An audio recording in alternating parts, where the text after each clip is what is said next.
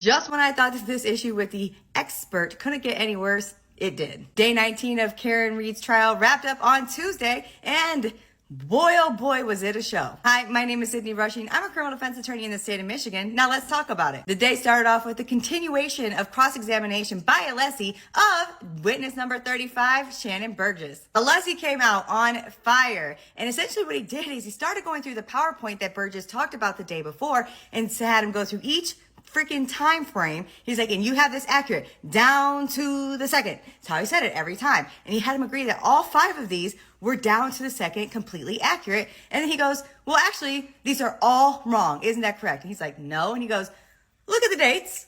Y'all, this man has been testifying about the wrong date the entire time, and his slides show the same. He is an expert. How does he let this happen?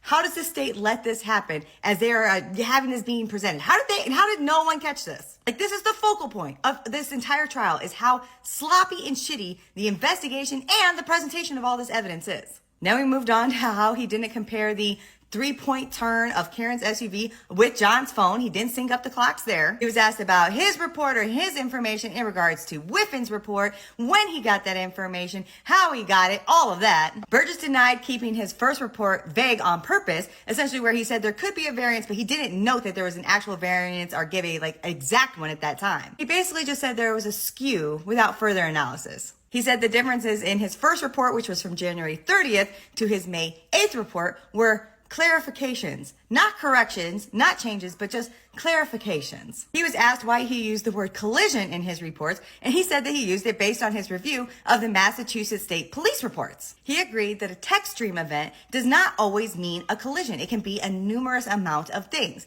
And Karen's vehicle had 30 text stream events in the 8 months prior to this, and he said that doesn't mean her car was in 30 collisions. It could have been many things, hitting the brakes hard, things like that. And don't forget, things on John's phone happened after the text stream event happened on Karen's SUV. And then he finally agreed that nothing by itself suggests that a collision happened. And then Brennan came up for redirect, and boy, does he have some work to do. As can be expected, Burgess had a lapse of memory when it came to his LinkedIn, and if he remembered when he put the education information in there and, all of that. He also said that he didn't tell Aperture to put on their website that he had this bachelor's degree. However, I went and looked today, and it's no longer there. It just lists his associates. He also said that he's never represented in any other court that he had this educational background or that he had this degree. Then they turned to a new topic, and they talked about his report compared to the defense report. And he explained again how he got to his timeline and the syncing up of John's phone to the SUV. Then the jury got a much needed lunch break. After lunch, Burgess talked about the 3-point term and the timing that it happened. He said that the timing was important because that's what's going to help show and settle the variance between John's phone and the SUV. He said that essentially the last event on John's phone was happening at the same time as this text stream event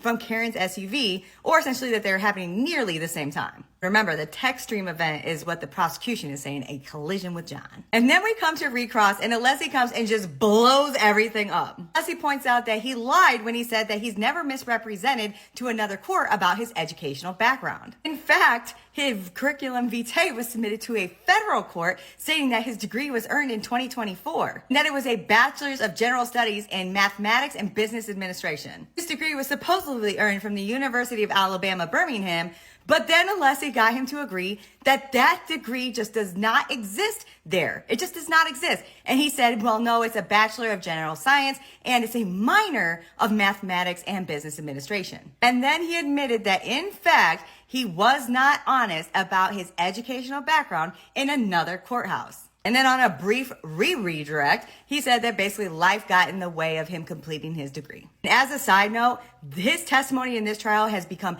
very problematic for any trial that he's ever testified in and said that he had this bachelor's degree or didn't correct it or what have you. I could see a lot of cases potentially being overturned because of that or looked at or what have you. This is not good. Mr. Burgess's life is about to change significantly. Then we had witness number 36 come to the stand, which is Christina Hanley. She's a forensic scientist with the Massachusetts State Police Crime Lab. She was tasked with analyzing the broken cocktail glass pieces of glass that were recovered from Karen Read's bumper, and pieces of glass and plastic that were found at 34 Fairview. She explained kind of how they were labeled. She explained how she does her job, the things she uses, her process, and the tools, the instruments, all of that. And ultimately, she was trying to see if any of these pieces would fit together. Judge Cronin called for a sidebar, and after that brief sidebar, she dismissed the jury for the day and said, it's been a long day. We're going to come back tomorrow. And I'm sure the jury was more than happy to be done for the day. So that is your day 19 recap of Karen Read's trial. Thank you for being here. Thank you for following along. And here's the question of the day.